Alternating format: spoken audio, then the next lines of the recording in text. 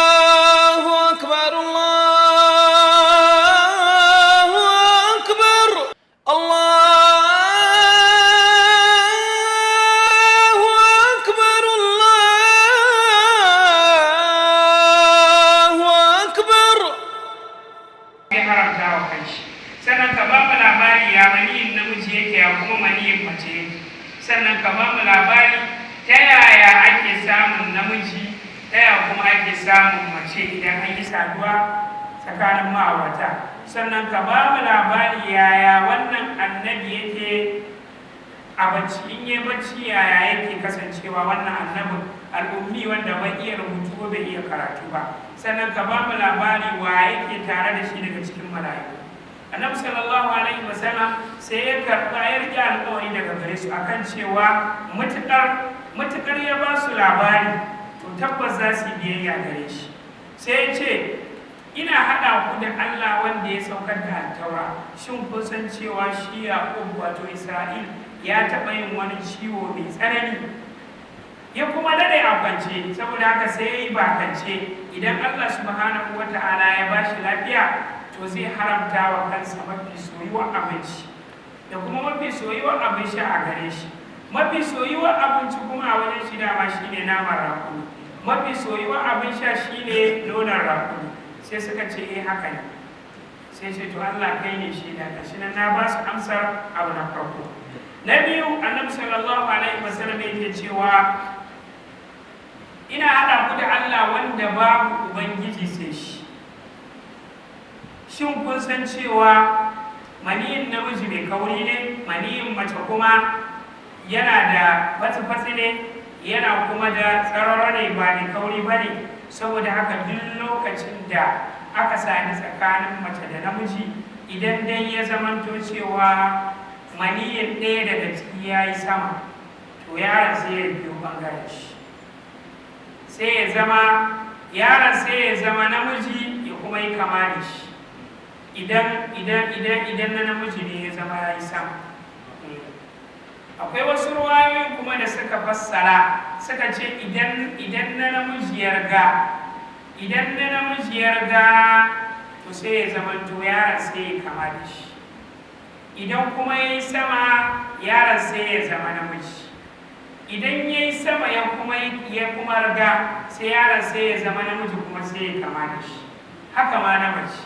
Saboda haka idan maniyin namiji ya yi sama, maniyin mace kuma ya riga, sai ya zama yaya kenan? Na? Kamar ya?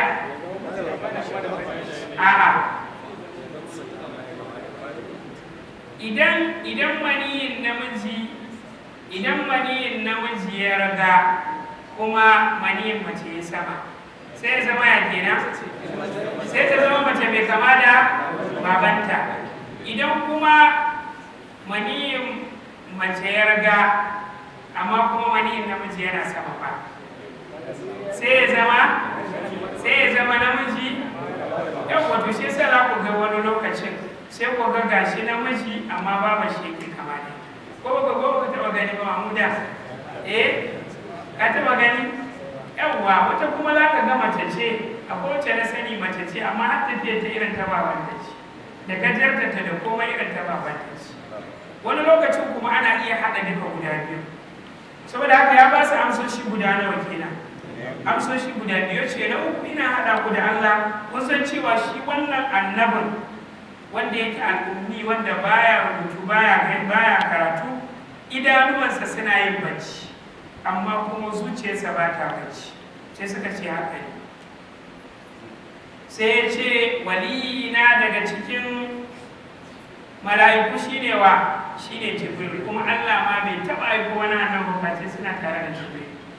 Yake yin iska ne sai suka ce to anan za mu raba kafa, nan za mu raba hanya. Inda ba Jibrilu ba ne to da mun haɗe da kai. Shine Allah ya ce kul man kana aduwan li Jibril fa innahu nazzalahu ala qalbika bi idnillahi musaddiqan lima bayna yadayhi wa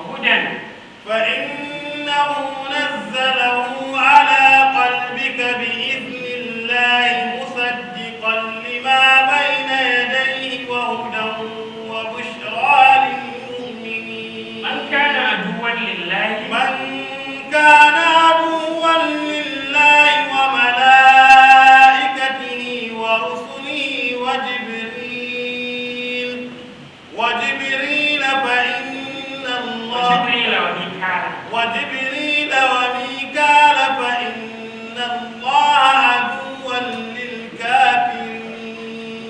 خبر إن فإن الله عدو للكافرين. نعم الله سبحانه وتعالى يتشتو duk wanda ya kasance makiyin mala'ika Jibrilu, to shi wannan Jibrilu din shine Allah ya sauko ya bashi wahayi, ya sauko da wannan wahayi ya isar da shi zuwa ga zuciyarka.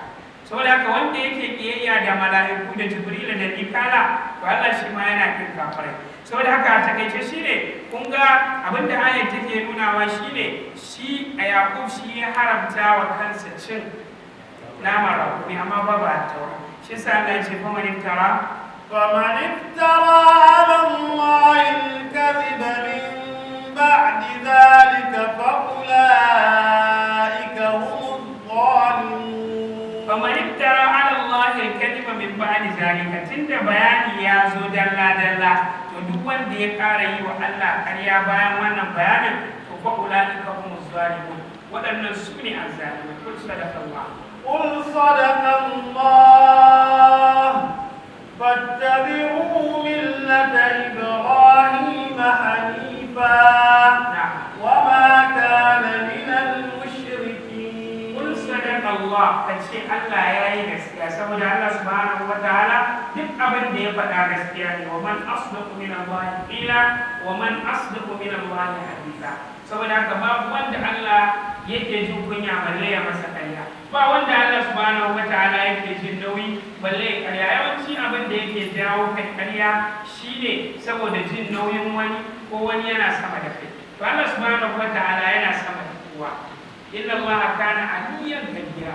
Allah yana sama da kowa kuma kabir ne, ya fi komai girma. Allah ya fi komai girma. Saboda haka ya za a yi Allah ya wani ƙarya. Shi yasa Allah ya ce kul ka ce sadaka Allah, Allah ya yi gaskiya. Fattabi'u millata Ibrahim hanifa. Ku ci gaba da bin hanya annabi Ibrahim. Allah subhanahu wataala ba wanda annabi sallallahu alaihi wasallam aka dinga yi wa wasiya da shi, aka dinga mai wasiya da bin shi kamar annabi Ibrahim. Kaga wannan ya isa annabi Ibrahim a wannan daraja. Kuma abin da zai nuna muku kudurar Allah shine shi kuma baba annabi Ibrahim kafiri ne, amma ka duba yadda Allah ya fitar da babban mutum daga cikin zuriyar kafiri. Kuma Allah subhanahu wataala ya sanya duk annabawan da suka fito daga cikin zuriyar annabi Ibrahim. Saboda haka Allah ya ce fattabi'u millata Ibrahim, ku bi hanyar annabi Ibrahim hanifan, wanda shi annabi Ibrahim hanif ne. Me ma'ana hanif ma? Na wanda ya karkace wa duk addinai na fata zuwa ga addini na gaskiya. Wa ma kana minal mushrikin. Wannan wace irin gaskiya ce? Shi ba mushriki bane. Inna awwala baiti إن أول بيت وضع للناس للذي ببكة مباركا وهدى للعالمين. نعم. فيه آيات بينات مقام إبراهيم ومن دخله كان آمنا. نعم. ولله على الناس حج البيت من استطاع إليه سبيلا ومن كفر فإن الله غني عن العالمين. Allah ya ce inna awwala baitin wudi'a lin-nas, farkon ɗakin da aka fara sanya wa mutane lallabi bi Bakka shine wanda yake a Bakka. Ita Bakka suna ne daga cikin sunayen Makka, kamar yadda aka faɗa aka ce abin da yasa ake kiranta Bakka shine li'anna tabukku anaqal jabadira, saboda tana kaskantar da mutanen da suka kangararru. Duk zalincin mutum idan ya shiga ɗakin Allah ba zai iya wannan zalincin ba, saboda haka shi yasa ake kiranta da Bakka. Mubarakan mai albarka wa hudan lil alamin, kuma shiriya ne ga waɗanda suke talibai. A shin ɗakin Ka'aba shine ɗakin farko da aka fara sawa? Malamai sun yi sabani shi shine na farko ko ba shine na farko ba. akwai waɗanda suka ce shi ne na farko, tun da farko shi aka fara sawa, kuma da aka yi wani tufa da ya tafi shi ne daga baya annabi Ibrahim ya zo ya sake ginawa. Akwai kuma a maganar sayyidina Ali wanda wasu daga cikin malaman tafsiri sun ranjayar da ita akan cewa ba shi ne ɗakin farko ba, shi ne dai ɗaki mai albarka na farko, shi ne ɗaki na farko da aka sanya saboda ibada. Shi sa Allah ya ce inna awwala baitin wudi'a lin-nasi lallabi bi bakkata mubaraka, mana ɗaki mai albarka na farko wanda aka fara sawa shine wanda yake a Makka. Saboda haka dai duka kaulai din Allah ne mafi sani, tunda duka ba ma na san abin ya faru. Allah ya ce fihi ayatun bayyinatun, da mu da waɗanda suka hakaito maganganun duk ba wanda yake na.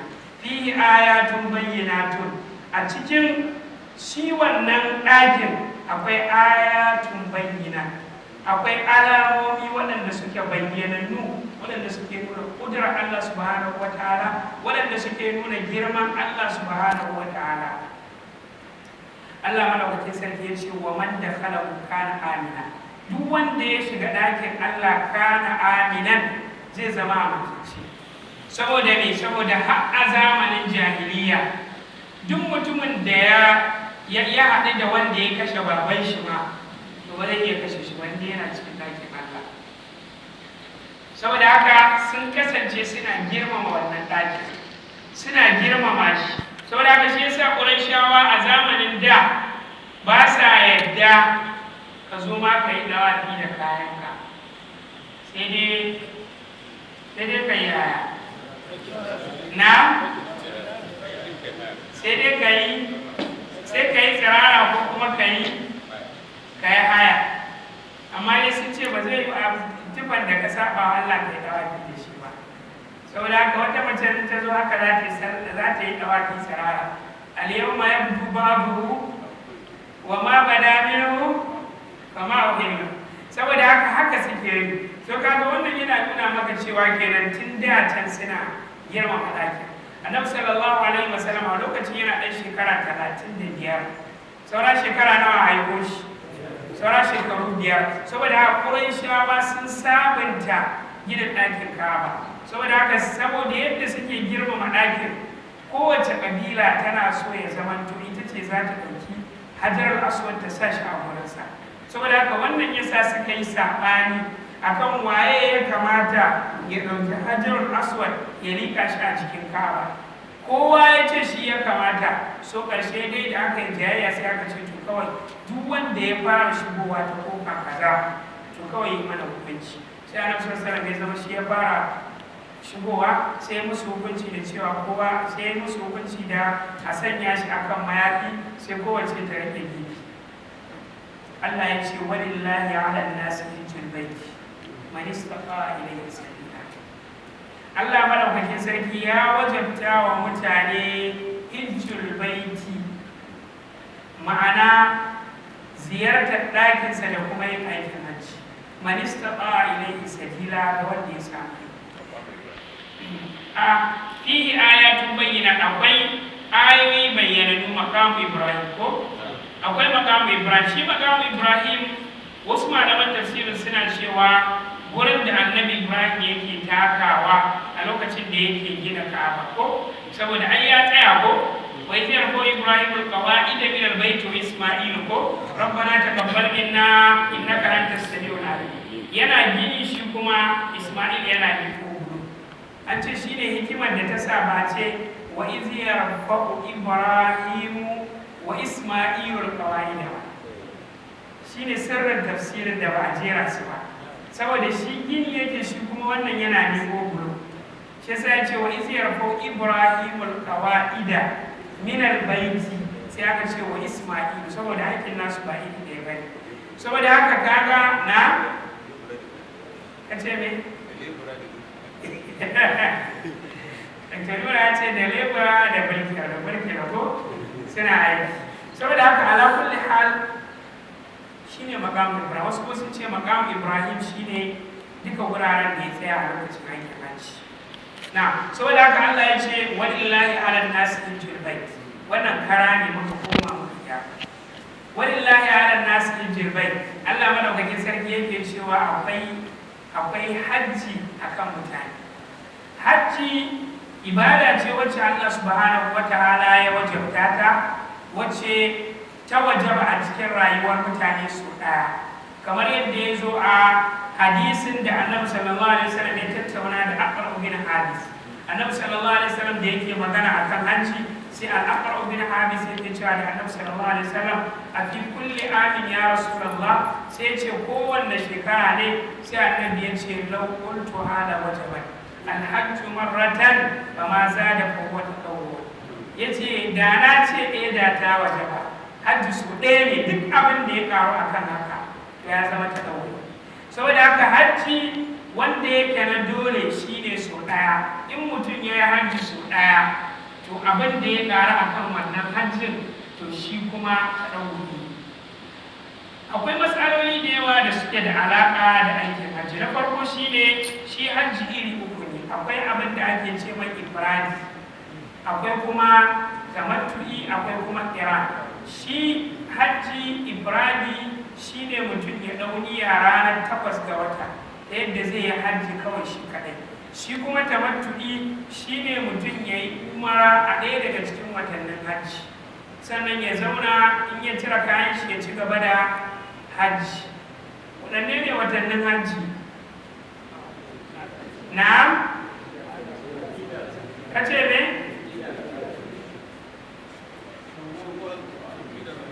Shawwal, Zulqa'da, Zulhijja. Kaga Allah ya ce alhajju ashhurun ma'lumat. Jami'i a larabci daga nawa yake farawa? Daga uku. Shi ne a larabci Zulqa'da da Zulhijja. Saboda haka wannan shi ake kira hajjin tamattu. Akwai qiran, shi kuma qiran a mutum zai yi hajji ne haɗe da umara a haɗe. Kawai bambancin su da ifradi a wajen wasu malaman shine me?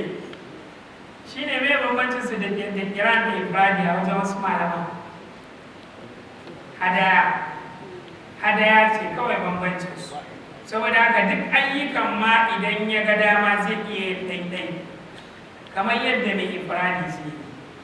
Hajji yana daga cikin ibadu waɗanda suke da halala mai girma, suke da daraja, suke da mahimmanci.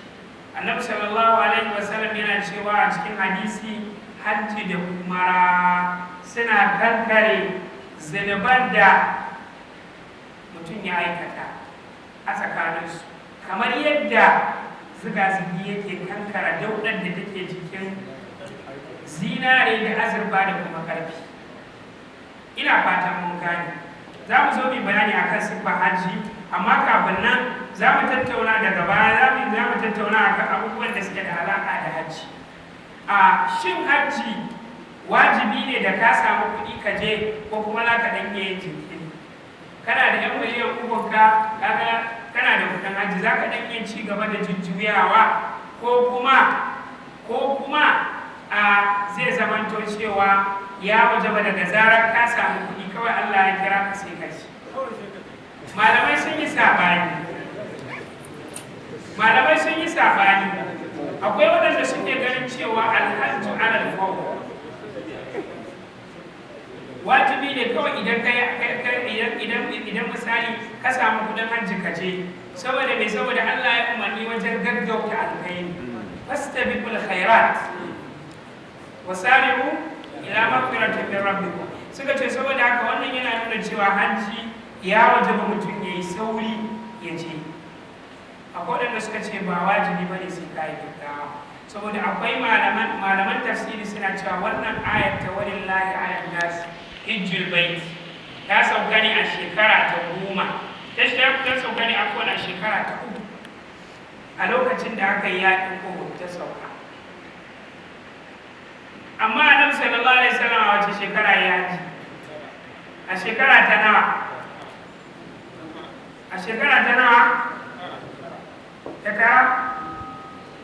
Ta tara turawa ya yi haka. A wace shekara ya haji? A shekara ta 10. Suka ce to wannan yana nuna cewa hajji ba dole bane kai da kanka. Akwai waɗanda kuma suka raba kafa, suka ce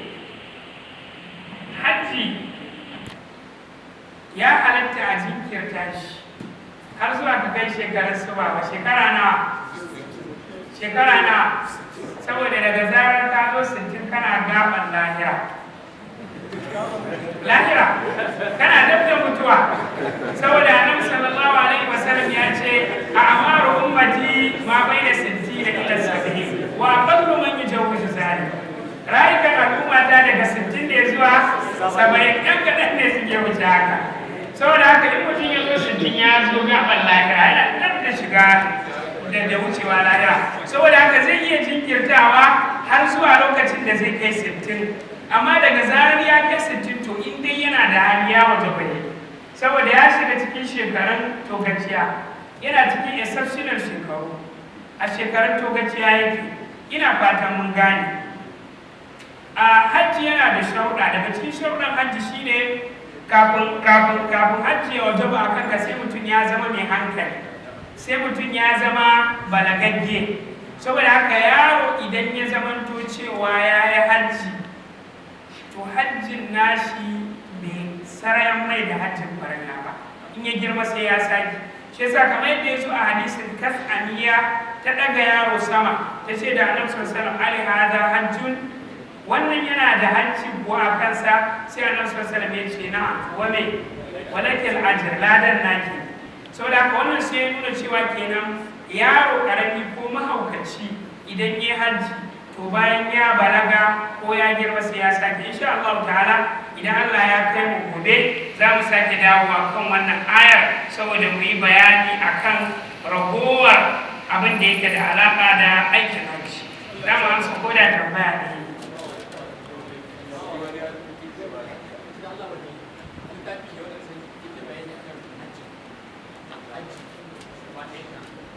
hajji to gaskiya littafai suna da yawa sai dai ka haɗa littattafai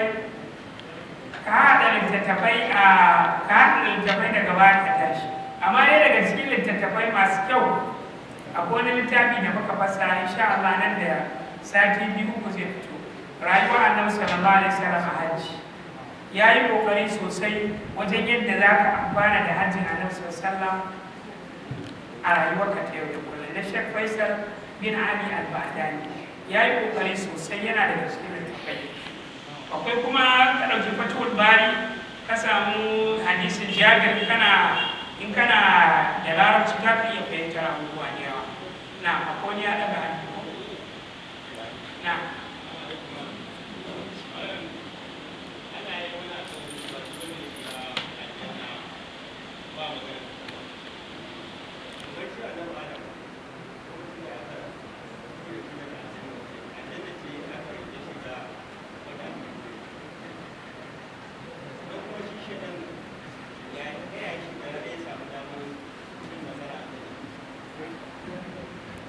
an yi sabani wacce aljanna na Adam ya fito amma dai a zahiri aljanna da za a shiga ci ita ce dai aljanna tunda daga sama ne a sama ita ma kuma aljanna ta yi yadda Allah ya ce qala habitu minha jami'a ku sauko ku duka kaga daga ina ake saukowa daga sama zuwa ƙasa so ita ce dai yawwa magana kuma Allah ya tabbatar cewa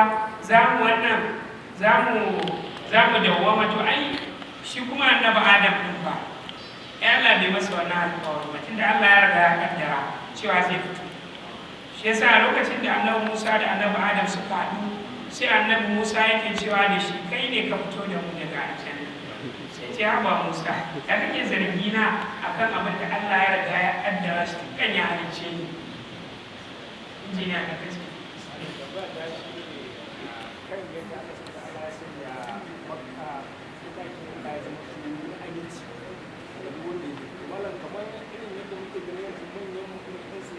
samun dama ta hanyar kusantar su shugabannin saudiya suke shiga wannan wurin yana nuna mana cewa wannan kamar sun zama sun abinci da nan duk wata abu da suka zama cutarwa da gawon fahimta abu ne ba wata aikin Allah dole ne har da ana magana ya ko da mahaifin mutum da shi gan shi a wurin ba za ka yi yin hukunci ko abu yana cin abinci to yana nuna cewa kamar manyan da ke zuwa su je aikin siyasa a cikin za mu har su shiga cikin ɗakin aba yana nuna cewa malam sun aminta da duk wani abu da suke da cutar da al'umma ke nan ko a ba haka yake nufi ba, ana maka nufin aminta daga kisa ko kuma aminta wani ya bar maka, amma zunubin su yana nan. Kawai ana magana aminta ne ake nufi daga wani ya cutar da kai. To rabbana atina fid dunya hasana wa fil akhirati hasana wa qina adhaban nar. Subhanakallahumma wa bihamdika ashhadu an la ilaha illa anta astaghfiruka wa atubu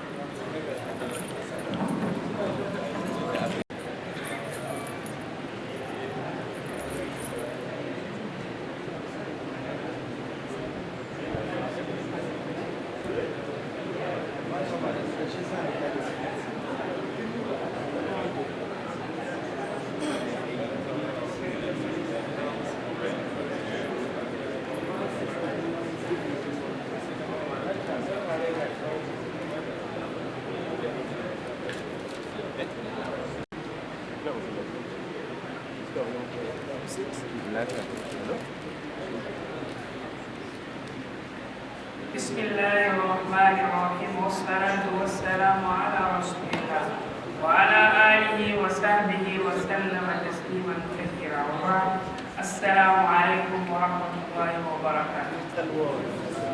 barkanmu da haɗuwa a wannan majalisi na alƙur'ani, majalisin tafsiri a masallacin Bilal bin Rabah wanda yake kofar Marusa a birnin Katsina. A wannan rana wacce ita ce ranar 15 ga watan Ramadan shekara ta 1440 wanda ya daidai da ranar 27 ga watan Afrilu na shekara ta 2021 a wannan majalisi wanda shine majalisi na 14. Muna nan muna bayani da kuma tafsiri na suratu Ali Imran. Aya ta ƙarshe da muka karanta ita ce wacce قل آمنا بالله وما أنزل على إبراهيم قل آمنا بالله وما أنزل علينا وما أنزل على إبراهيم وإسماعيل وإسحاق ويعقوب والأسباط وما أوتي موسى وعيسى والنبيون من ربهم لا نفرق بين أحد منهم ونحن له مسلمون. إن جوانا آية يقول cewa imanin kowanne musulmi ba zai taɓa cika ba sai ya yi imani da raguwar annabawan da suka gabata, ba iya annabi sallallahu alaihi wasallam kawai ba. sai Allah ya ce wa man yattaqi أعوذ بالله من الشيطان الرجيم بسم الله الرحمن الرحيم ومن يبتغ غير الإسلام دينا فلن يقبل منه وهو في الآخرة من الخاسرين. Allah madaukakin sarki ya ce wa man yabtaghi ghayra al-islam dinan, duk wanda ya nemi wani addini wanda ba na musulunci ba, falan yuqbala min, mana duk wanda ya bi wata hanya ta wani addini wanda ba addinin musulunci ba, falan yuqbala min, to ba za a taɓa ansa daga gare shi ba. Wa huwa fil akhirati min al-khasirin, a ranar lahira yana daga cikin asararru.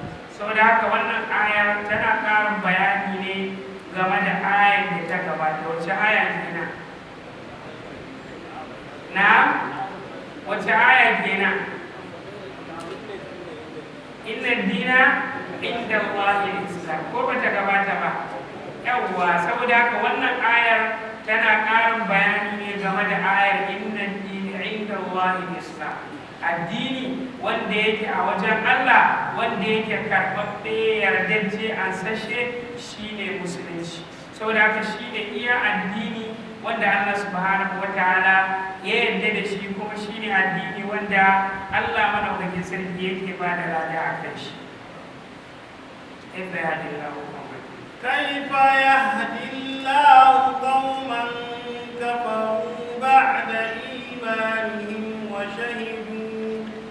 وشهدوا أن الرسول حق وجاءهم البينات والله لا يهدي القوم الظالمين. أولئك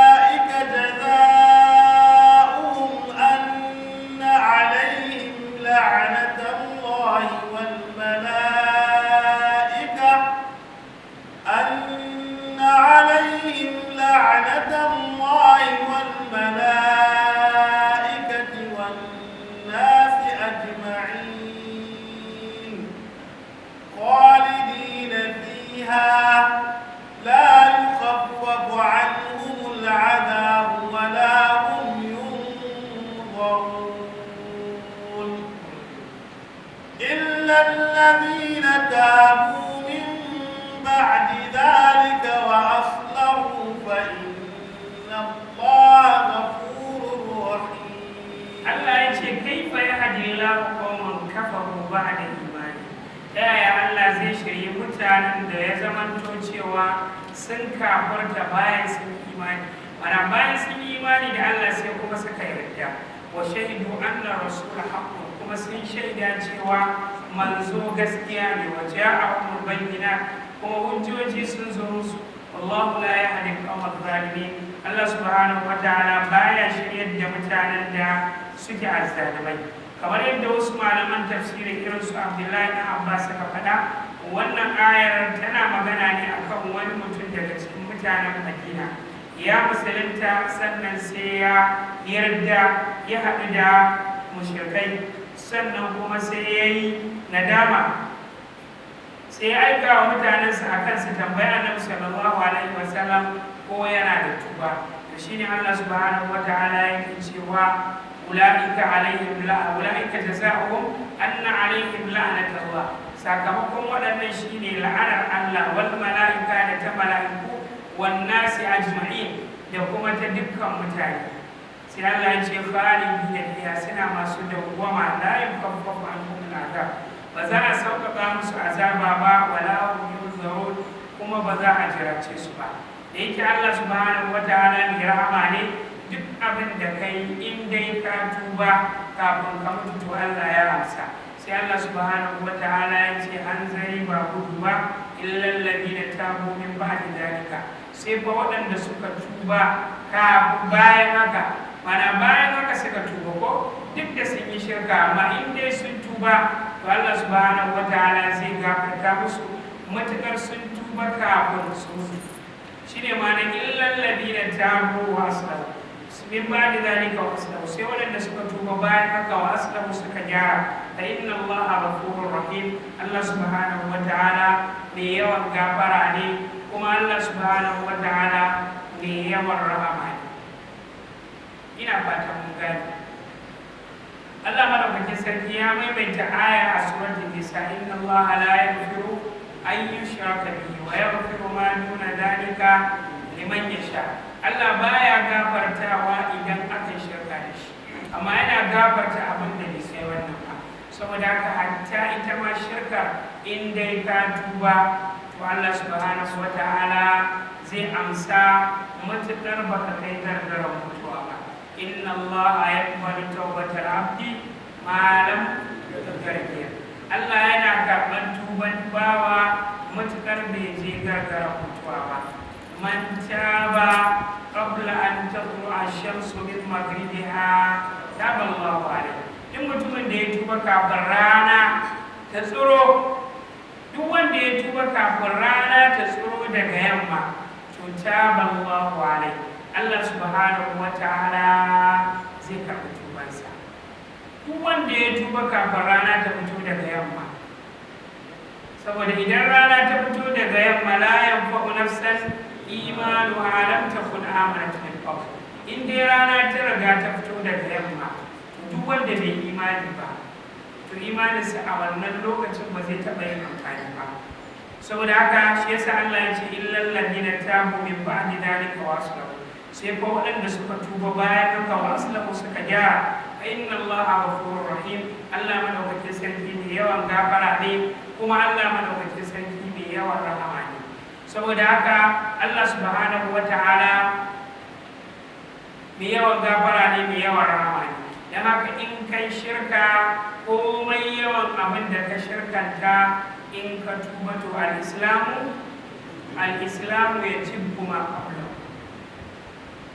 Amr bin al-As bayan ya musulunta yake cewa akwai abubuwa da yawa da yayi kafin ya musulunta wanda yana jin tsoro. Sai annabi sallallahu alaihi wasallam yake cewa amma alimta ya amru anna al-islama yahdimu ma qablahu wa anna al-hijrata tahdimu ma qablaha. Saboda haka in dai mutum ya musulunta to babu wani abu da ya rage. innal ladina kafaru ba'da imanihim thumma izdadu kufran lan tuqbala tawbatuhum wa ulaika humud dallun. Allah madaukakin sarki yace innal ladina kafaru ba'da imanihim, innal ladina kafaru ba'da imanihim, waɗanda suka kafirce bayan sun yi imani, thumma izdadu kufra, sannan suka kuma ci gaba da kafircin nasu. Wasu malaman tafsirin suna cewa wannan ayar tana magana ne game da waɗanda suka yi imani da annabi Isa, sannan kuma da annabi sallallahu alaihi wasallam ya zo suka kafirce masa kuma suka doge akan kafirci. Allah ya ce lan tuqbala tawbatu, Allah madaukakin sarki ba zai karɓi tuban su ba. Wa ulaika humud dallun, waɗannan batattu ne, waɗannan batattu ne. innal ladina kafaru wa matu wa hum kuffarun falan yuqbala min ahadihim mil'ul ardi dhahaba falan yuqbala min ahadihim mil'ul ardi dhahaban walau iftada bihi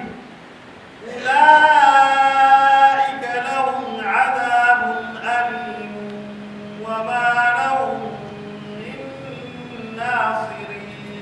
Allah ya sake cewa innal ladina kafaru, dukkan waɗanda suka kafirce wa matu wa hum kuffar, wannan shine sharadin, suka mutu suna kafirai. Mana in ba su mutu suna kafirai ba, za su iya shiga aljanna ko da saura minti ɗaya ne su mutu suka musulunta kuma suka kyautata musulunci. Sai yasa a suratul baqara Allah ya ce wa man yartadi minkum an dinihi, sai ya ce fa yamut wa huwa kafir. Saboda haka wannan shine sharadin. Allah ya ce innal ladina kafaru, waɗanda suka kafirce wa matu wa hum kuffar, kuma suka mutu suna kafirai, suka mutu kuma suna kafirai. falan yuqbala min ahadihim mil'ul ardi dhahaban walau iftada bi, ba za a aishi abin da ɗaya daga cikin su yayi na alkhairi ba ko da ya kai cikin ƙasa na zinari. Annabi sallallahu alaihi wasallam an tambaye shi game da Abdullahi bin Jad'an, saboda Abdullahi bin Jad'an ya kasance mutumin kirki a zamanin jahiliya, ya kasance yana saukar baki, ya kasance yana taimakawa marashi, yana ciyar da abinci. Aka tambaya Annabi sallallahu alaihi wasallam aka ce ranar alkiyama waɗannan ayyukan na alkhairi da Ibnu Jad'an ya shi za su amfane shi. Annabi ya ce ina لأنه لم يكن يوما من الدهر رب اغفر لي خطيئتي يوم الدين. bai taɓa fatan lahira ba, saboda haka tun da bai taɓa fatan lahira ba ba zai taɓa samun alkhairin wannan abin da ya lahira ba. Yanzu ka duba Abu Talib, duk iya taimakon da yawa musulunci, duk iya kariyar da ya ba wa Annabi sallallahu alaihi wasallam, amma ɗan mutane. Me yasa? Saboda bai musulunta ba. Allah madaukakin sarki ya tabbatar da cewa Abu Talib ɗan mutane. An inda yake cewa suratul Tauba ma kana lin nabi ما كان للنبي والذين آمنوا أن يستغفروا للمشركين ولو كانوا أولي قربى من بعد ما تبين لهم أنهم أصحاب الجحيم. kaga Allah ya tabbatar mushriki ne tunda wannan aya a kansa ta sauka, kuma Allah ya ce bai kamata ga annabi da waɗanda suka yi imani su dinga nema wa mushrikai abin nan gafara. Kaga ya tabbatar da cewa mushriki, kuma Allah ya nuna bai shirya ba tunda ya ce innaka la tahdi إنك لا تهدي من أحببت ولكن الله يهدي من يشاء. ita ma wannan ayar akan Abu Talib ta sauka, saboda haka wannan yana nuna cewa duk iya abin da za ka yi na alkhairi in dai babu imani to tabbas ba za ka amfana da shi ba. Shine ma'anar innal ladina kafaru wa matu wa hum kuffar, waɗanda suka kafirce wa matu wa hum kuffarun kuma suka mutu suna kafirai, falan yuqbala min ahadihim mil'ul ardi dhahaban wala wajtadani, ba za a ansa daga ɗaya daga cikin su cikin ƙasa ba na alkhairi, wala wajtadani, inda ma zai fanshi kanshi da cikin ƙasa na zinare to da Allah subhanahu wa ta'ala ba zai ansa daga gare shi ba. Kamar yadda hadisi ya zo ranar alkiyama za a ce da ɗaya daga cikin yan wuta, yaya kake gani inda a ce duka abin da yake ƙasa naka ne, za ka iya fansarwa saboda wannan azabar? Sai ya ce zai iya. Sai Allah madaukakin sarki ya ce ina, ai na nemi ƙasa da haka a wajenka amma baka aikata ba. Ina fatan mun gane. Saboda haka Allah madaukakin sarki ya ba mu dama a duniya za mu iya yin aiki. Allah ya ba mu dama a duniya za mu iya neman abin da za mu gina lahirar mu da shi. Daga lokacin da aka zara ranka ko mala'ikan mutuwa ya zo kusa da kai, to daga lokacin kuma babu wani aiki wanda za ka iya yi a ansa. Allah ya ce ula'ika lahum azabun alimun, waɗannan suna da azaba wacce take mai zafi, wacce take mai raɗaɗi, wa ma lahum min nasiri, ba su da mataimaka. Saboda ranar alkiyama babu wanda zai iya motsi. A duniya ana cuwa-cuwa ana danna haƙƙi, amma a ranar lahira babu wanda zai iya motsi sai da izinin Allah subhanahu wa ta'ala. Wa kam min malakin fis samawati وكم من ملك في السماوات لا تغني شفاعتهم شيئا إلا من بعد أن يأذن الله لمن يشاء ويرضى. mala'iku ba wanda zai iya wani ceto illa min ba'di an ya'zana Allah, sai idan Allah subhanahu wa ta'ala ya ba da izini. Kaga Allah ba zai ba da izini a ceci makiyansa ba. Saboda haka shi yasa Allah ya ce wa ma lahum min nasir, ba su da wasu mataimaka. Na lan tanalu albirra hatta tunfiqu mimma tuhibbun. Na'am. Wa ma tunfiqu min shay'in fa inna Allaha bihi alim. Allah madaukakin sarki ya ce lan tanalul birra, ba za ku samu aljanna ba hatta tunfiqu mimma tuhibbun, har sai kun ciyar daga abin da kuke so. Wa ma tunfiqu min shay'in fa inna Allaha bihi alim. Duk abin da kuka ciyar ko yaya yake, annikratu fi siyaqin nafi tufidul umum. Saboda haka duk abin da kuka ciyar ko yaya yake, fa inna Allaha bihi alim.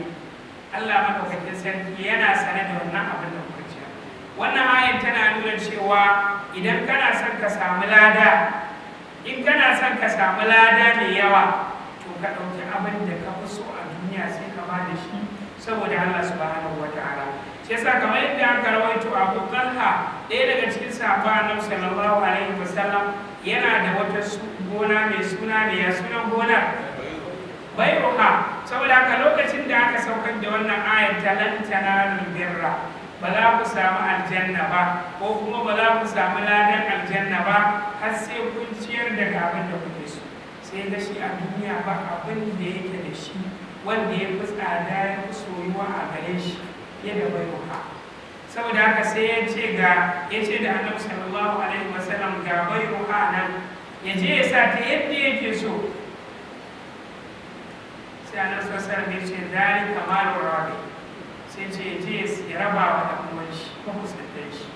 To haka ake so, amma ba a so sai ka koshi tare da yadda za ka yi da tuwo sai ka ba almajiri.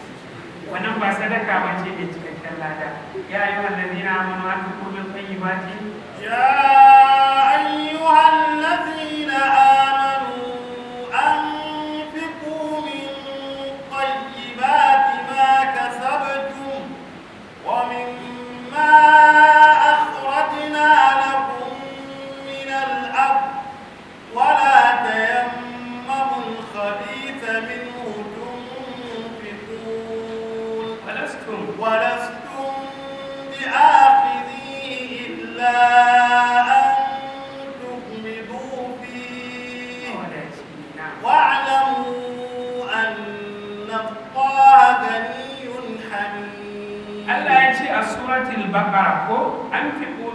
tayyibati ma kasabtum wa mimma akhrajna lakum min al-ardh. Ku dinga ciyarwa daga mafi kyawun abin da ya zamanto cewa kun samu. Wa mimma akhrajna lakum min al-ardh. Kaga dan Allah ya nuna ma ba dukiyar ka bace. Sai ce wa mimma akhrajna lakum min al-ardh. Da kuma daga abin da muka fito muku da shi daga ƙasa. Kaga ba kai ka fito da shi ba. Wala tayammamul khabitha minhu tunfiquna. Kada ku ce sai abin da ya lallace, abinci ya zama left over, sai ka ce su almajirai komai suna ci. Sannan sai ka ɗauka sai ka bashi. Shi yasa Allah ya ce wa lastum bi akhirihi illa an tuhmidu. Inda ku za a bawa to ba za ku iya ansa ba sai kun rantsa ido. Mana da kyau ku ansa. To in ma dai kun yi ko kai to ku sani Allah shi mawadaci ne. Saboda haka in ka ba in ma baka ba Allah subhanahu wataala mawadaci ne, saboda tun da ya halitta sama da ƙasa yake ciyarwa, amma har yanzu ba abin da ya rabu daga taskashi. Ina fatan mun gane. Saboda haka shi yasa kamar yadda aka faɗa Abdullahi dan Umar shi ma yana cewa wannan ayar talan tanalul birra ta zo min, da ta zo min sai na tuna cewa duk abin da Allah subhanahu wataala ya bani ba abin da na fi so fiye da wata baiwa tawa baruniya, wata kyakkyawar baiwa. Saboda kawai sai ce ya yadda ta saboda Allah. Ya ce inda ana dawowa daga kyauta to da ya aure ta. Haka ake so. Saboda haka abin da yake mafi alkhairi na dukiyarka, abin da kake so shine zaka bayar. Saboda wannan shine abin da zai nuna ƙarfin imaninka. Kuma kamar yadda malamai suke faɗa, ayoyi da yawa suke faɗa, wallahi duk mutumin da yake ciyarwa zaka ga Allah yana rufa masa asiri. Duk mutumin da yake taimakawa mutane zaka ga Allah madaukakin sarki yana taimakon shi. Za ga Allah madaukakin sarki yana buɗa masa. Ba za ka taɓa ganin mutumin da yake neman halal yana ciyarwa ba kuma ya tsiyaci. Ba ka taɓa gani ba. Akwai wani mutum da na sani, kuma ta yi ma zai ji karatun nan, aka yi masa ritaya a 2010 a lokacin ina Madina ina karatu. Saboda haka sai ɗan uwansa ya je haji sai yake gaya mu, sai yake cewa ai kowa ne an yi masa ritaya, cikin damuwa yake faɗa. Sai nake cewa da shi ai insha Allah kwanan nan za a ga ya samu wani aiki. A cikin shekara ko Allah subhanahu wataala ya ba shi wani aiki, kuma har yanzu yana yin wannan aiki duk da shekararsa na ritaya sun wuce. Saboda haka Allah subhanahu wataala yake yi, haka Allah madaukakin sarki yake taimakon mutane. Galibi mutane ba su cika fahimta ba ne, amma in dai kana bayarwa Allah madaukakin sarki za ka ga ya mayar maka. Ba za ka taɓa ganin mutumin da yake ciyarwa ba in dai ba almubazzari ba ne, ya talauci. Duk mutumin da ka ga yana da kuɗi daga baya ya zama talaka fitir, to insha Allah in dai ka bincika a mafi yawan lokuta za ka samu akwai ɗaya daga cikin bayarwa su guda biyu. Ko dai kuɗin nashi akwai abin da ba halal ba ko kuma baya taimakawa mutane. Amma ina muku tabbaci ku yi nazari mai girma da ƙyar ku ga mutumin da yake da waɗannan sifofin guda biyu, kuɗin halal kuma yana taimakawa mutane, to gan shi ya tsiyaci. Saboda haka shi yasa Allah ya ce wa ma tunfiqu min shay'in, duk abin da kuka ciyar ko ya yake fa inna Allah bihi alim, to Allah ya sani. Saboda Allah yana ka ɗaukar sadaka ne ya dinga rainanta, kamar yadda Allah sallallahu alaihi wasallam ya ce kama yurabbi ahadukum fuluwahu aw bi'rahu, kamar yadda ɗayan ku yake rainan ɗan ƙaramin dokinsa ko kuma ɗan ƙaramar raƙumansa.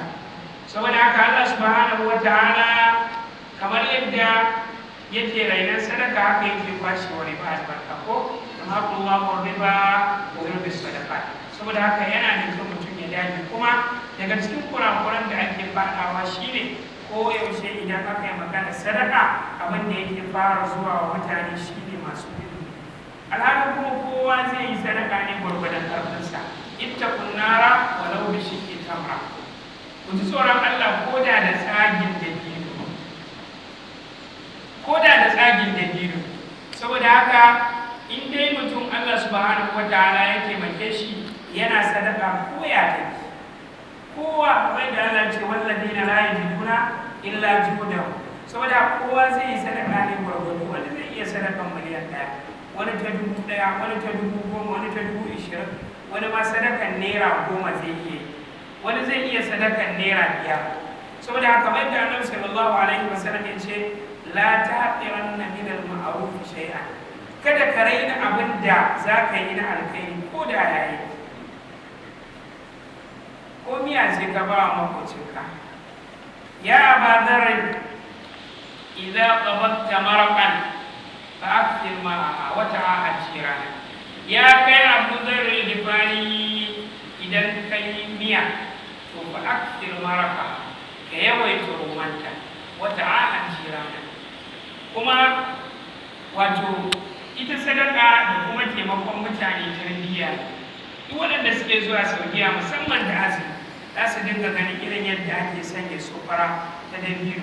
Wallahi waɗannan da kuke gani da yawa daga cikinsu talakawa ne fitir waɗanda suke waɗannan sadakoki. Wasu shekara suke suna tara kuɗin da za su yi wannan. Akwai wani mutum da ya gina masallaci a Afirka, saboda haka sai wanda ya gina a masallaci ya dinga bin mutumin akan dan Allah ya samu dama ya zo ya ga wannan masallaci. Ya ta masa dai mujamala irin ta Laraba, khairan insha Allah mafi mushkila.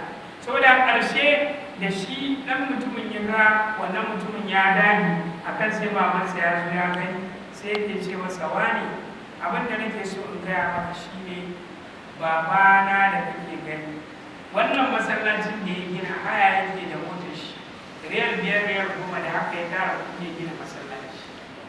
Wallahi za ka ga mutum ya gina masallaci amma a gidan haya yake.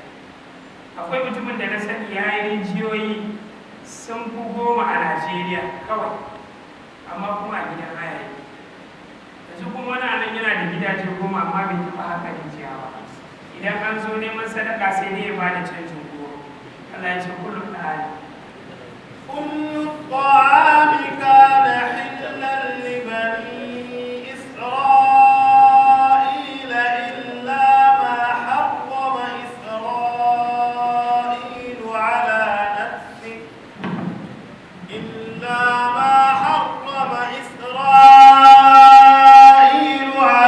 نفسه من قبل أن تنزل التوراة. نعم.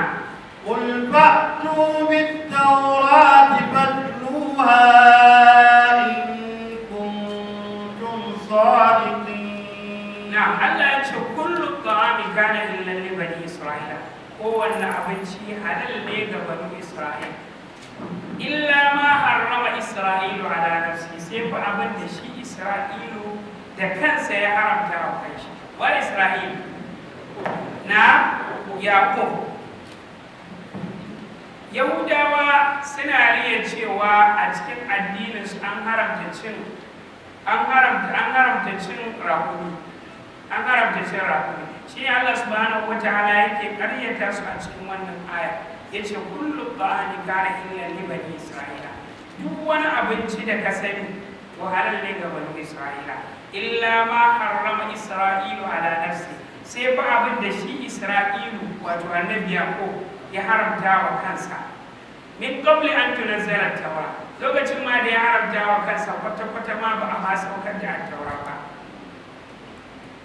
Qul fa'tu bit-taurati fatluha, in kuma da gaske kuke yin cewa akwai wata aya a cikin at-taura wacce ta zamanto cewa ta haramta cin rakumi, to ku zo ana tauran mana inda ba ƙasa na ake gaddama kokawa. Saboda haka ai tun da ni akwai a taura a so da ita a nuna ayar da take nuna cewa haramun ne a ci rakumi.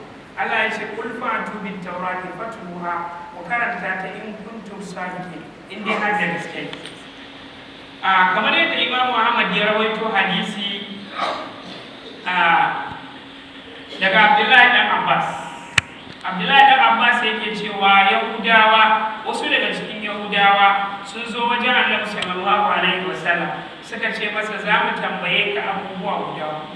Waɗannan abubuwa guda huɗu babu wanda ya san su in ba Annabi ba. sai annabi sallallahu alaihi wasallam yake cewa ku tambaye ni amma ku yi